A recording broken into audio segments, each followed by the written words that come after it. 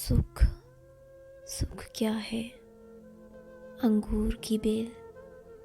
گہرے سکوت میں بہتے پانیوں کا شور، دیہاتوں میں کپاس چنتی لڑکیوں کے نغمے،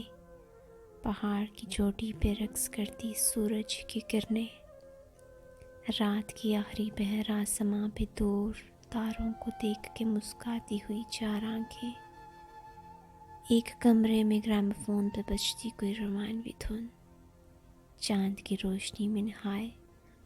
آم اور لیموں کے باغات،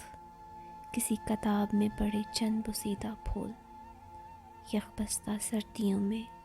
میرے ہاتھوں کو گرمائش دیتا تمہارا لمس، مجھے اپنے حصار میں لیے پہروں تکتی تمہاری دو آنکھیں،